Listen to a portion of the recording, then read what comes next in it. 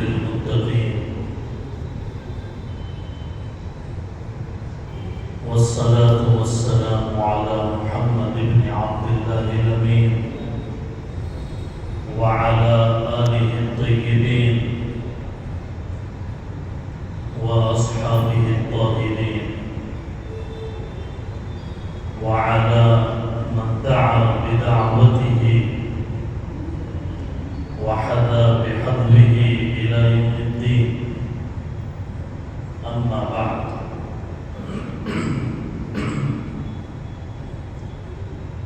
فقد قال الله تبارك وتعالى: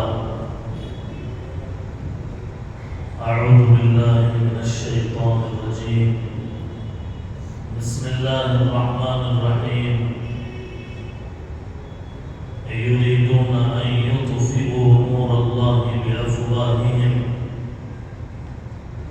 والله متم نوره ولو كره الكافرون. وقال النبي عليه الصلاة والسلام: من لم يهتم بأمور المسلمين فليس منا، أو كما قال عليه الصلاة والسلام. رب اشرح لي صدري ويسر لي أمري واحلل عقدة من لساني يفقه قولي. اللهم صل على سيدنا محمد وعلى آل سيدنا محمد وبارك وسلم. اللهم صل على سيدنا محمد وعلى آل سيدنا محمد وبارك وسلم. اللهم صل على سيدنا محمد وعلى آل سيدنا محمد وبارك وسلم. بزرگان محترم، سامعین عالی مقام،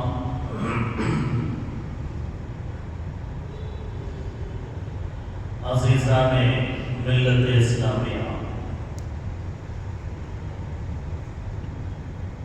آج کا عنوان ہے فلسطین کسی صلاح الدین کے انتظار میں۔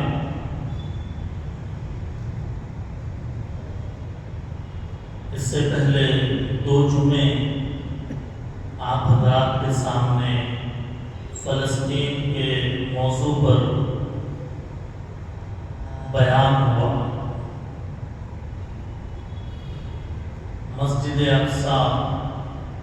اور خون کے آنسو، بیت المقدس کی سرزمین اور تباہی کا طوفان۔ آج کے جمعے میں فلسطین کسی صلاح الدین کے انتظار میں، اس عنوان پر آج ہم یہاں کچھ باتیں سنیں گے۔ شاعر نے اسی جیسے موضوع کے لیے یہ بات کہی ہے: زمین حیران ہے، ساکت آسماں ہے، فضاؤں سے بھی تاریکی آیا ہے، تأسف کا تحیر کا سما ہے، سراپا مسجد اقصی فغاں ہے، صلاح الدین ایوبی کہاں ہے؟ جسے خیبر سے دھتکارا وہی ہے،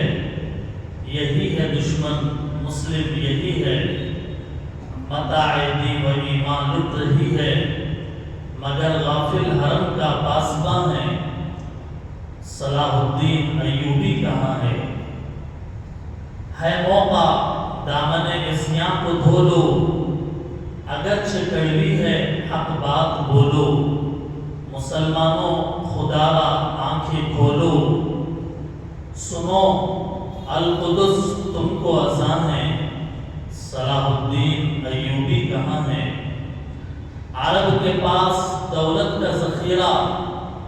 عجم کے پاس ایٹم بم کا ہیرو، یہی کیا اہل حق کا ہے وطیرہ، زبان رکھتے ہوئے بھی بے زبان ہیں، صلاح الدین ایوبی کہاں ہے؟ نہتوں پر مظالم ڈھا رہا ہے، یہودی بزدلی دکھا رہا ہے، یہ گیدڑ شہر کی سمت آ رہا ہے، خود اپنی موت کی جانب رواں ہے، صلاح الدین ایوبی کہاں ہے؟ فقط باتوں کا کوئی پھل نہیں ہے، اثر یہ مسئلے کا حل نہیں ہے، مسلمانوں کی جبی پر بل نہیں ہے، یہ کیا ناواقف سود و زیاں ہے، صلاح الدین ایوبی کہاں ہے؟ حاضرین محترم، یہ موضوع انتہائی ایمان افروز بھی ہے، فکر انگیز بھی، ماضی کا جائزہ بھی ہے اور حالیہ پوزیشن کا تجزیہ بھی ہے اور اس کے اندر مستقبل کے عزائم بھی ہیں۔ دوستوں، آج سے تقریباً 56 سال پہلے 1967 عیسوی 7 جون کو مسجد اقصیٰ پر یہودیوں نے قبضہ کیا۔ افسوس کہ مسلمان امت حتیٰ کہ مسلم ممالک بھی اس دردناک اور ناقابل فراموش واقعے کو فراموش کرتے جا رہے ہیں۔ افسوس اس پر ہے کہ کوئی قوم لٹ جائے اور کوئی قوم اپنی اساس سے، اقدار سے محروم کر دی جائے اور اسے اس نعمت کے محرومی کا، اس نعمت کے کھو جانے کا افسوس بھی نہ ہو۔ شاعر نے کہا، وائے ناکامی متاع کارواں جاتا رہا، وائے ناکامی متاع کارواں جاتا رہا، کارواں کے دل سے احساس زیاں جاتا رہا۔ دوستوں اور بزرگوں، بیت المقدس کی اہمیت یہودیوں کے لیے بھی ہے، عیسائیوں کے لیے بھی ہے اور خود مسلمانوں کے لیے بھی ہے۔ مسلمانوں کے لیے بیت المقدس مقدس کی سرزمین اس لیے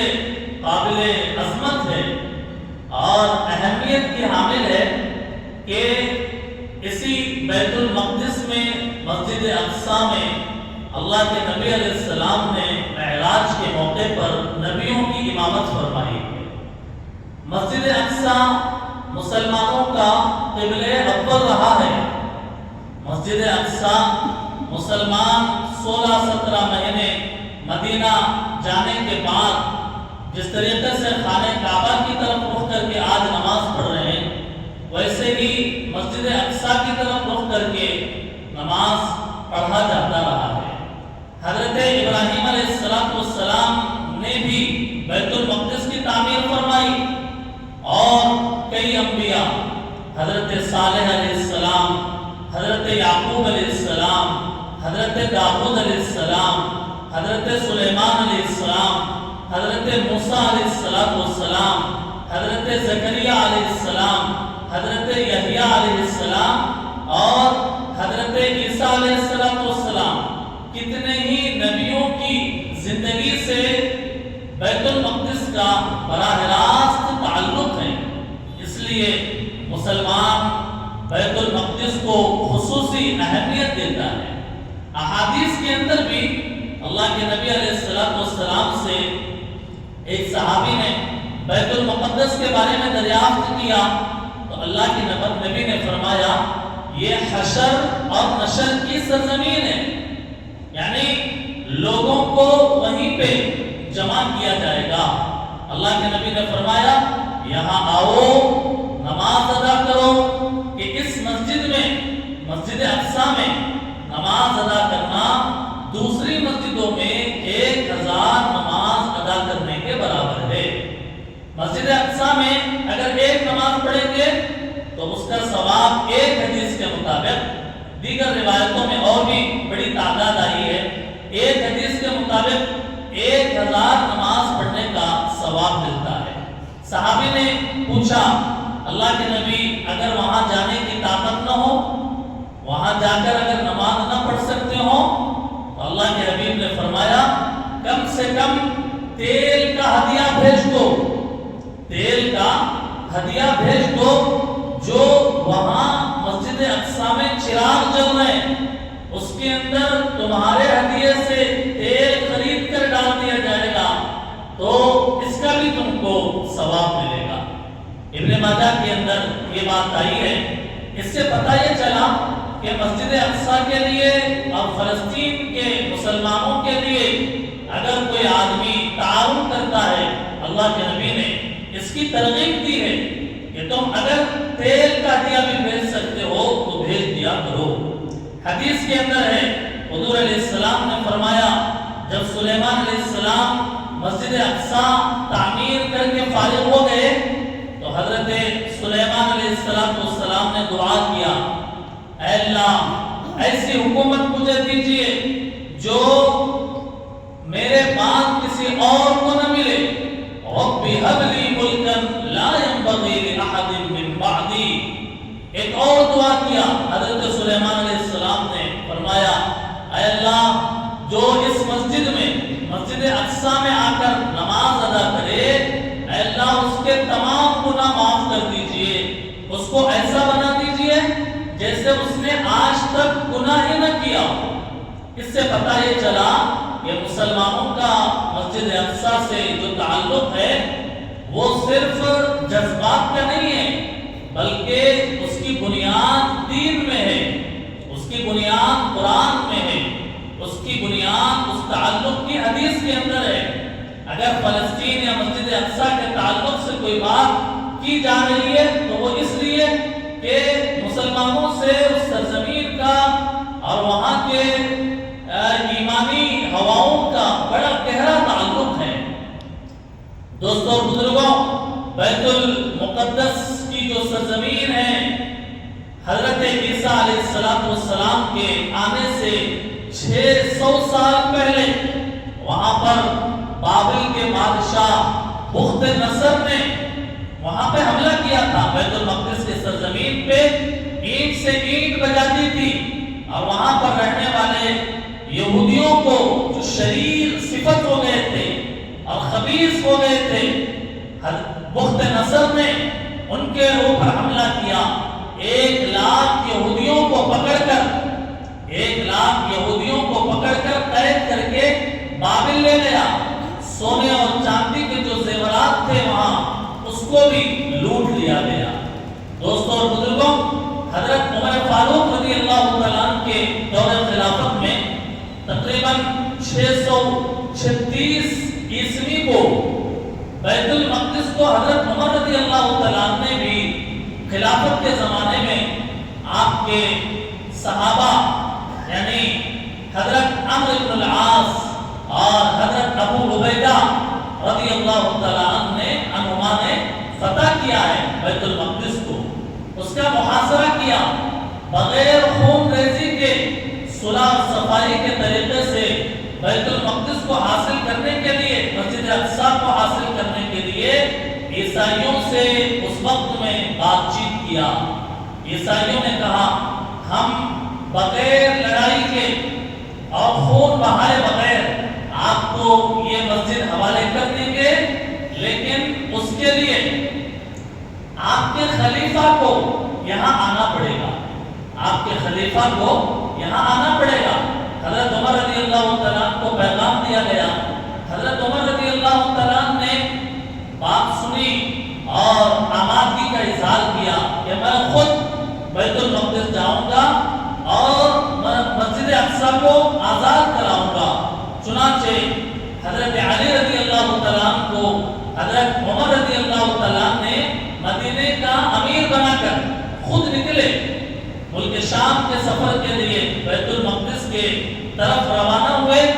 حتیٰ کہ بیت المقدس کے آنے سے پہلے ایک مقام ہے، مقام جابیہ،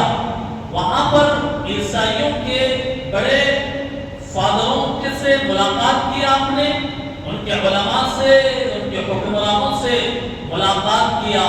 اور ملاقات کر کے وہاں پہ ایک ایگریمنٹ سائن ہوا وہاں پہ وہ تحریر عمل میں آئی کہ جس کے اندر یہ بات لکھی گئی، حضرت عمر رضی اللہ تعالیٰ نے یہ بات لکھی کہ عیسائیوں کے مسجد اقصی کو فتح کرنے کے بعد، بیت المقدس کو فتح کرنے کے بعد عیسائیوں کے جان، مال، مذہبی مقامات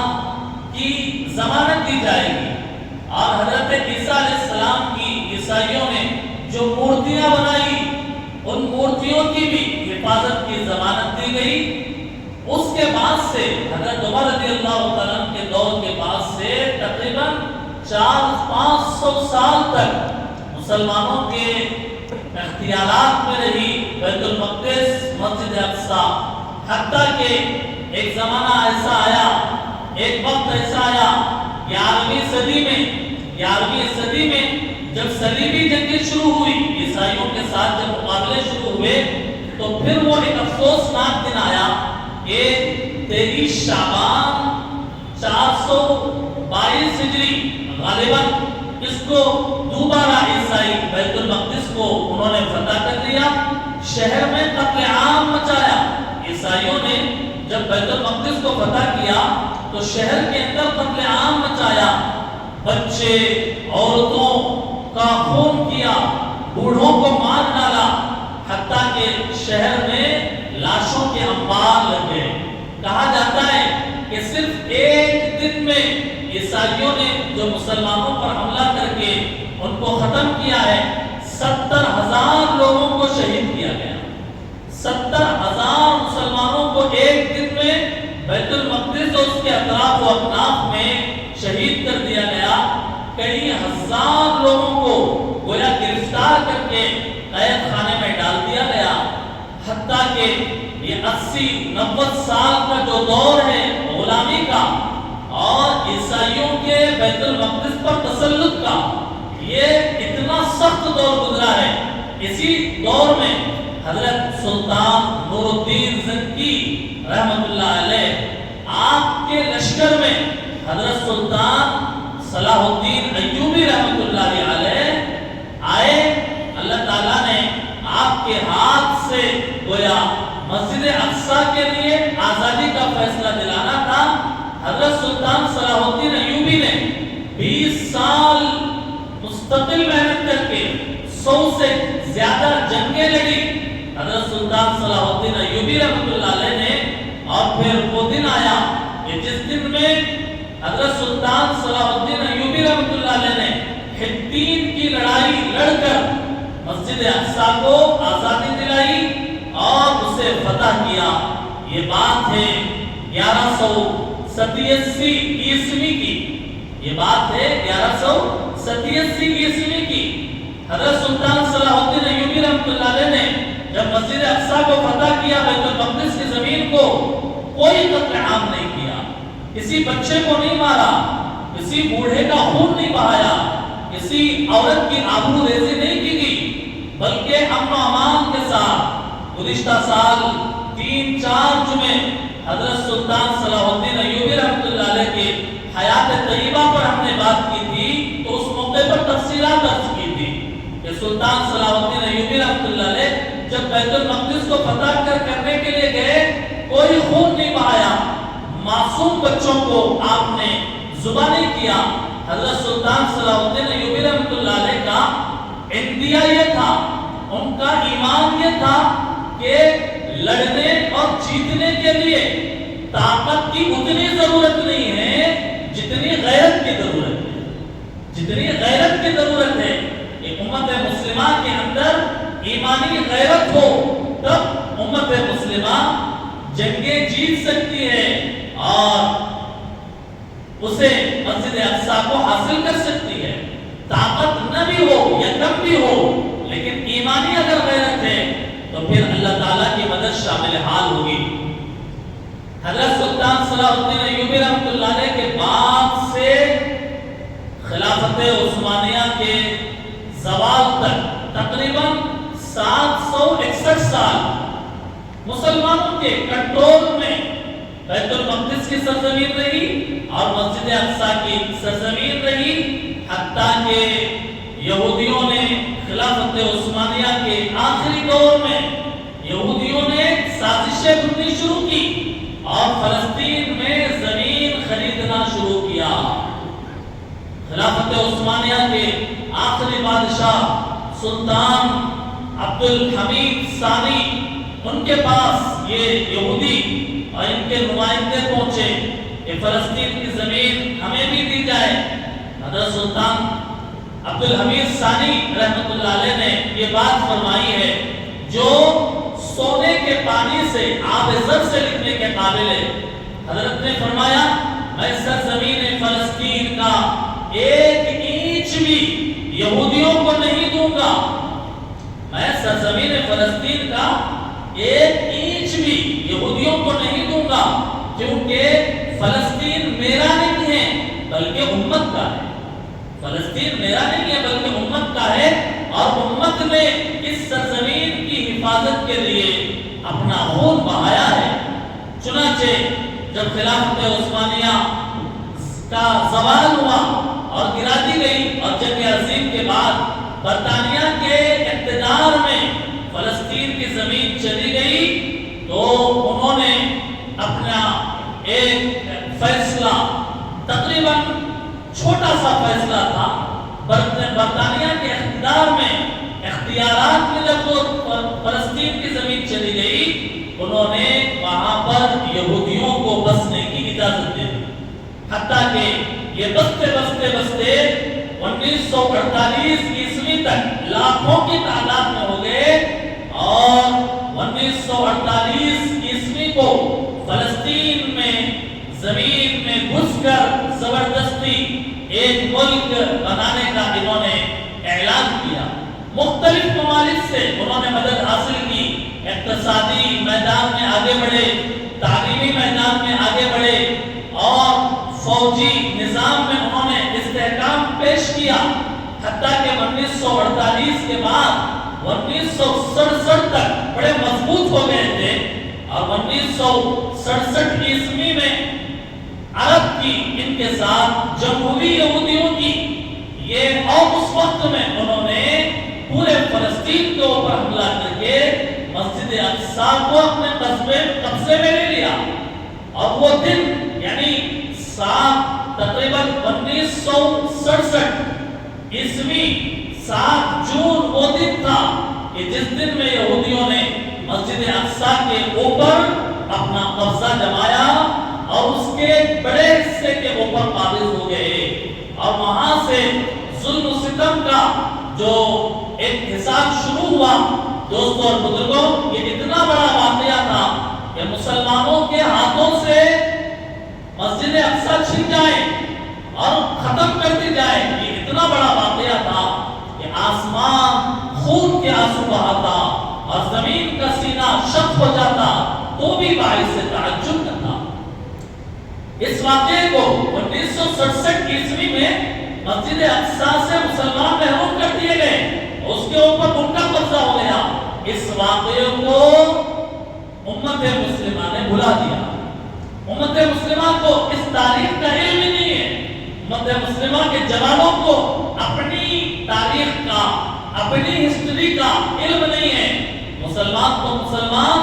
عرب ممالک بھی اب ایسی پوزیشن میں اور ایسی کنڈیشن میں ہے کہ اس واقعے کو بالکل یکسر بھلا کر اب عرب ممالک بھی عیش پرست ہو گئے، جفاکشی اور زندگی کی کوششوں کے جذبات سے تہی دامن ہو گئے۔ اقبال رحمۃ اللہ علیہ نے شاعر مشرق میں اسی جیسے موقع کے لیے کہا ہے کہ شاعر مشرق علامہ اقبال نے کہا تجھ کو بتاتا ہوں تقدیر امم کیا ہے، تجھ کو بتاتا ہوں تقدیر امم کیا ہے، شمشیر و ثنا اول، طاؤس و رباب آخر۔ پہلے آدمی کو مشقت اٹھانی پڑے گی، عیش پرستی چھوڑنی پڑے گی، اور آرام طلبی کو قربان کرنا پڑے گا، تب کہیں جا کر امتوں کی تقدیر بنا کرتی ہے۔ ایک طرف عرب ممالک کی یہ بے حسی اور یہ دوغلاپن کہ اپنے کٹتے رہے، بچے ذبح ہوتے رہے، عورتیں لٹتی رہی، بیوہ ہوتی رہی، اور ہزاروں مکانات گرا دیے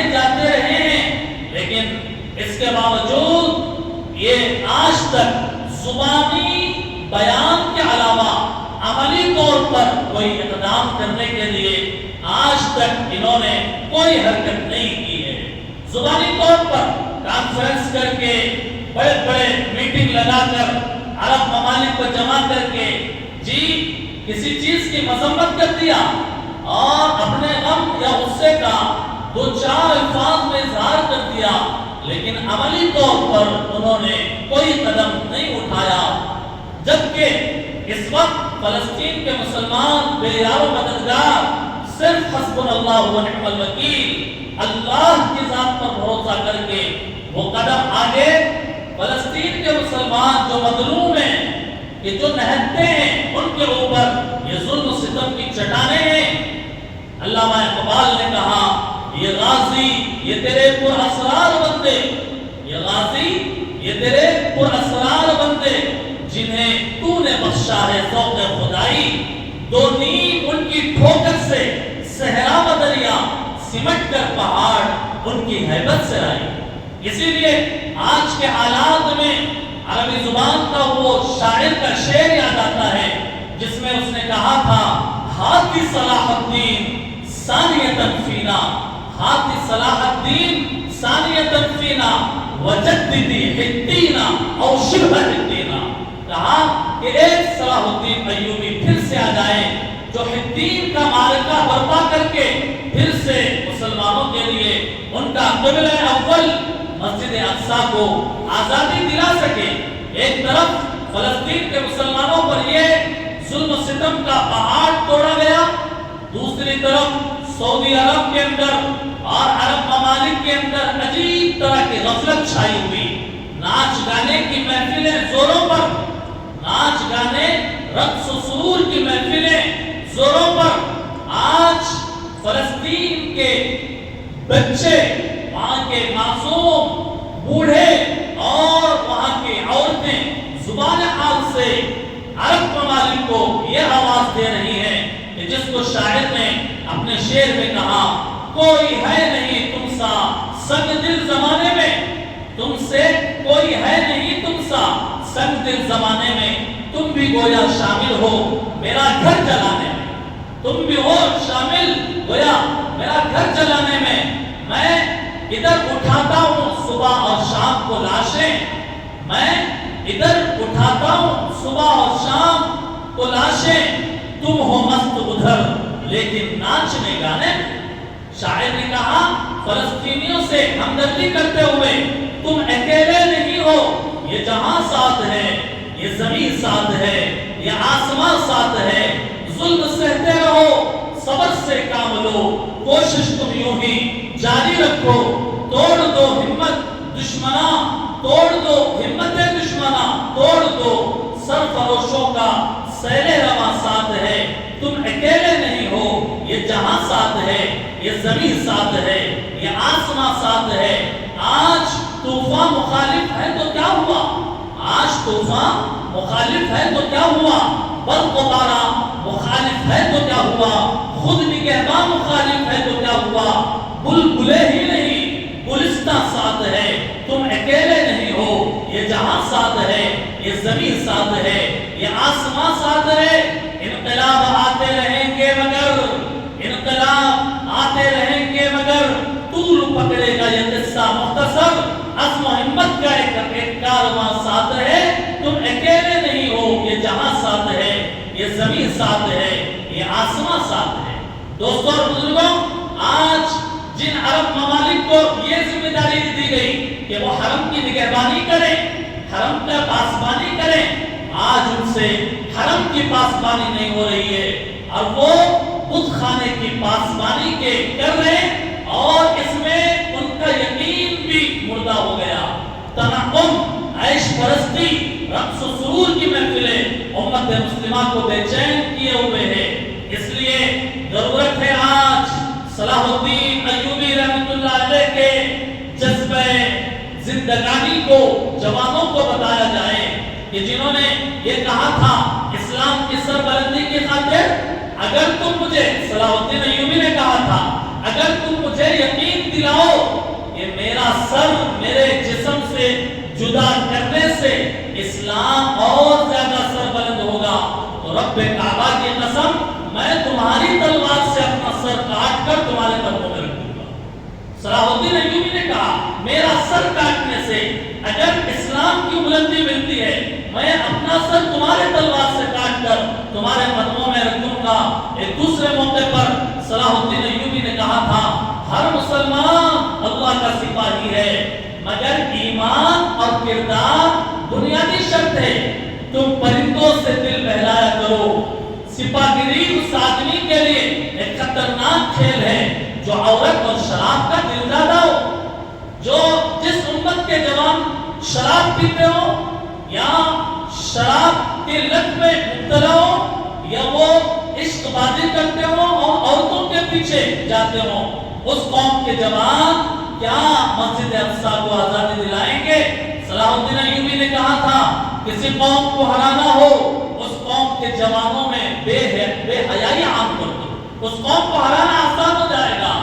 قوم کا جوان اگر بے حیا ہو جائے گا تو پھر اس قوم کو وہ قوم جیتے جی ہار جائے گی۔ صلاح الدین ایوبی رحمۃ اللہ علیہ نے کہا تھا قوم کے شہیدوں اور مظلوم بیٹیوں کو بھول جانے والی قوم کی قسمت میں غلامی لکھ دی جاتی ہے۔ قوم کے شہیدوں اور مظلوم بیٹیوں کی حالات کو بھول جانے والے قوم کے تقدیر کے اندر غلامی لکھ دی جاتی ہے۔ آپ نے کہا تھا یہ امت جان دینا چاہتی ہے، جانتی ہے یہ سرفروشوں کی امت ہے، لیکن ایمان فروشوں نے ان کے پیروں میں زنجیریں ڈال کر رکھی ہے۔ دوستوں اور بزرگوں، اپنی بات میں مکمل کر رہا ہوں۔ صلاح الدین ایوبی رحمۃ اللہ علیہ کا پیغام کہ 20 سال 100 سے زائد جنگیں لڑی لیکن ایک نماز بھی آپ نے قضا نہیں کی، ایک نماز قضا نہیں کی۔ آج امت مسلمہ کہ جو فلسطین کے حالات پر آنسو بہا رہی ہے، نماز 5 وقت کی پڑھنے کے لیے تیار نہیں ہے۔ دوستوں اور بزرگوں، آج ہمیں نمازوں کی پابندی کرنا، روحانیت کو مضبوط کرنا اور اختلافات، جھگڑوں، نزاعات کو ختم کر دینا، تفرقہ بازی کو ختم کرنا، اتحاد اور اتفاق کو پیدا کرنا۔ اسی لیے کہا تھا علامہ اقبال نے ایک مسلم حرم کی پاسبانی کے لیے نیل کے ساحل سے لے کر تا بخا کے کاشغر، شاعر نے کہا سنو کہ ارض فلسطین سے گونجتی ہے اذان، سنو ارض فلسطین سے گونجتی ہے اذان، صفے درست کرو اے مسلیان جہاں،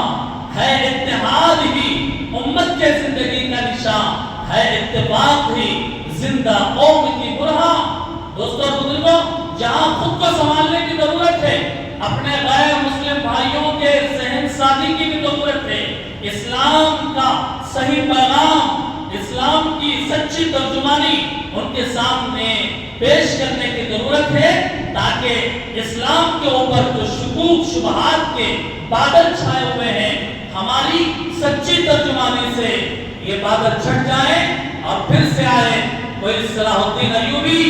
اپنے اولاد کی صحیح تربیت کرنے، اپنے ماں باپ کی اتباع، بڑوں کا احترام کرنے اور وہ اقدار، وہ تعلیمات جو قرآن حدیث میں بیان ہوئی ہیں اس کو اپنے زندگی میں لانے سے ہمارا کردار زندہ ہوگا، ہماری زبان زندہ ہے، ہمارا کردار زبان ہوگا، پھر بعید نہیں ہے، اللہ کی رحمت میں مایوسی نہیں ہے، اللہ کی رحمت سے مایوس نہیں ہوا جاتا ہے۔ ایک وقت آئے گا اللہ تعالی ہم میں سے، آپ میں سے، دنیا کے مسلمانوں میں سے ایک صلاح الدین ایوبی کو پیدا کریں گے جو ظلم کا خاتمہ کرے گا اور مظلوم کا گویا سہارا بنے گا اور اللہ کی برہان بن کر وہ روئے زمین کے اندر بپا ہوگا۔ دعا فرمائیں اللہ رب العزت والجلال ہمیں اس پیغام کو سمجھنے کی توفیق عطا فرمائے، اپنے زندگی کے شب و روز کو اللہ کا ڈر تقوی کی دولت سے ہمیں اللہ تعالی مالا مال فرمائے۔ وآخر دعوانا ان الحمدللہ رب